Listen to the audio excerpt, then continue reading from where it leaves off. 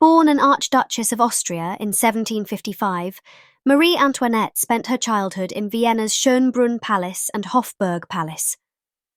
The 15th child of Empress Maria Theresa and Francis I, Holy Roman Emperor, she was christened Maria Antonia and known to the family as Antoine. She and her siblings spent their childhood in the colourful court of Vienna while their mother charted out their futures, determined to use her large brood to national advantage. Marie's education was typical of that given to a royal woman of the time, and she learned how to sing, dance and play music. She shared a governess with her elder sister, Maria Carolina, and the sisters remained close for the rest of Marie's life. In 1756, France and Austria signed the Treaty of Versailles. This treaty promised that both countries would support one another after the outbreak of the 7 Years' War, 1754-63, a series of battles fought between the strongest powers of Europe over British and French colonies in the US. King Louis XV of France and Marie's mother eventually decided that a marriage alliance would secure this treaty between the French and Austrians. As a result, the 14-year-old Marie was married to Louis XIX's heir, his eldest grandson, Louis Auguste, by proxy on 19 April 1770. After meeting her husband for the first time on 14 May 1770, an official wedding ceremony took place at the Palace of Versailles on 16 May 1770. In June 1770, some 50,000 people eagerly gathered along the streets of Paris to catch a glimpse of Marie during her first public appearance as a member of the French royal family. Members of the crowd were so keen to see the teenager that at least 30 people were crushed to death during the frantic rush. Many contemporaries were charmed by Marie during this public occasion and praised her beauty. While there were some mutterings about her Austrian heritage, her future seemed optimistic. A whirl of festivities at Versailles set the tone for the court she would cultivate over the next 20 years. Marie soon became involved in the extravagance of French court life, attending lavish balls and gambling. Her husband, however, shied away from public affairs. The couple would not consummate their marriage until 7 years later. This became a popular matter of discussion and ridicule both at court and among the public. King Louis XV died on 10 May 1774 after contracting smallpox. Marie, who was not yet 19 years old, became Queen of France when her husband inherited the throne as King Louis XVI. Although Marie's future seemed secure at this point, in reality, the nation was squirming with unrest. Just weeks after her husband's coronation in June 1775, parts of the country flared up into riots about the cost of bread. Years of heavy taxation and failed fiscal policies were leaving the people hungry. The first 3 years of Marie's life as queen were childless. Conscious of her daughter's delicate position, Maria Theresa bombarded her with advice about influencing people, and even sought secret updates about her behaviour from the ambassador in Paris. By 1777, Marie's brother Joseph, then Holy Roman Emperor, travelled to Versailles to identify why the couple were not fulfilling their duty of starting a family. His conclusion was simple: lack of experience and an apparent mutual disinterest. Nonetheless, his stern words clearly had an effect, and the Queen fell pregnant shortly after his visit. In December 1778, Marie gave birth to her first child, Marie-Thérèse Charlotte.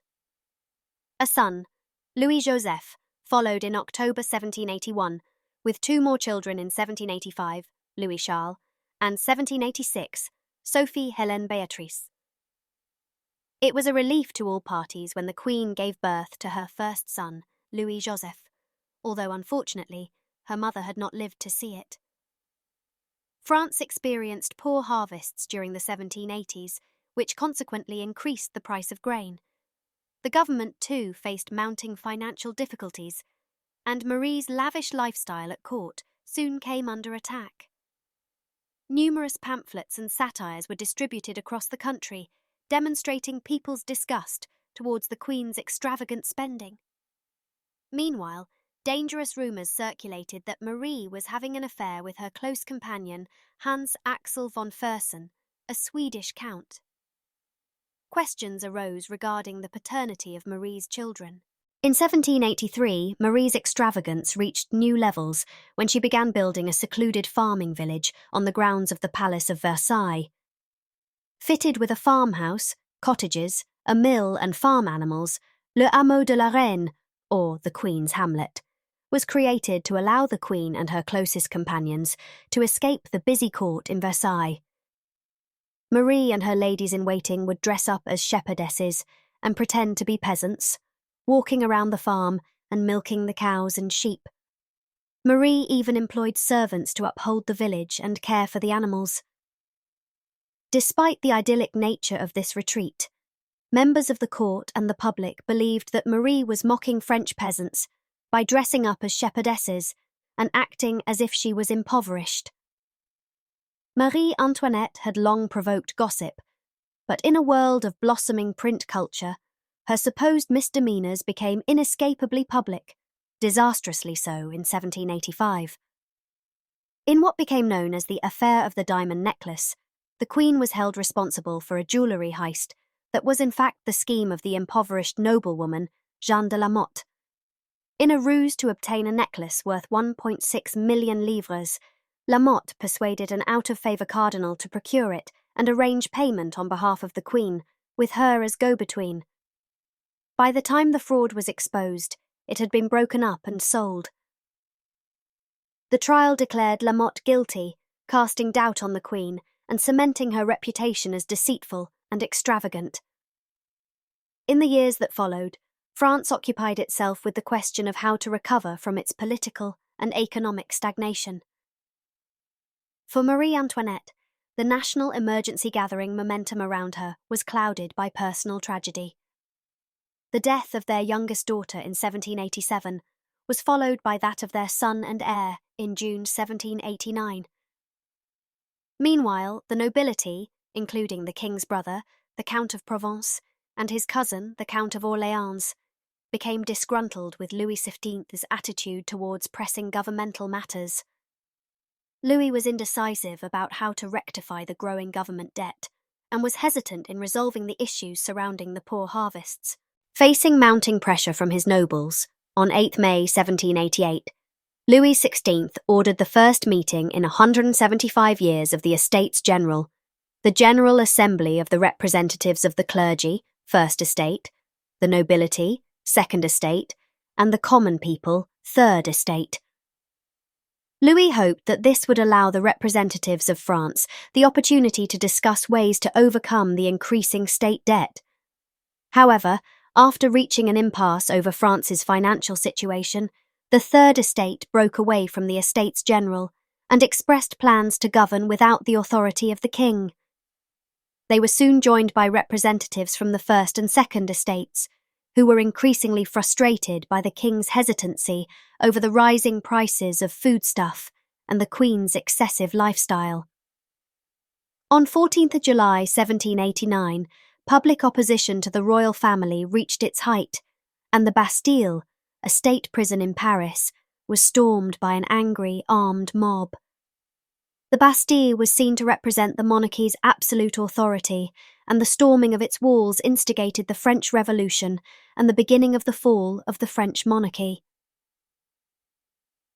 Several weeks later, thousands of people surrounded the Palace of Versailles, demanding political reforms and changes to the way in which the monarchy governed.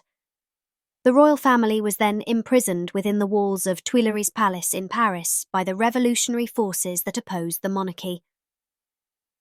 As more people joined the revolutionary cause in Paris and public opinion of the monarchy deteriorated further, in 1791, Marie planned to flee France with her family and find sanctuary in Austria. However, the family was captured while attempting to escape and was taken back to Paris. They faced hostile crowds of people in the streets upon their return, amid mounting pressure from his political opponents. In September 1791, Louis XVI agreed to instigate a constitutional monarchy and promised to share his political power with the French Assembly. This failed to quell the rebellion, however. Less than a year later, on 10th of August 1792, a gang of revolutionaries broke into Tuileries Palace, where the royal family was being kept under surveillance, and took Louis XVI and Marie prisoner. The quote famously attributed to Marie Antoinette, "If the people have no bread, then let them eat cake," was in fact already a familiar attack on privilege by the time of the Revolution. It was levelled against Louis XIV's first queen in the 1600s, and the philosopher Rousseau wrote an almost identical anecdote about a great princess years before Marie Antoinette entered France. There is no evidence that the revolutionaries bothered to trot out this well-worn accusation, although it was reported that one heartless politician faced with the starving poor had snarled, "Let them eat hay." Its exact origins are unclear, but the story existed long before Marie Antoinette became queen and was first attached to her 50 years after her death. The Republican government was determined to eradicate anyone who opposed the French Revolution.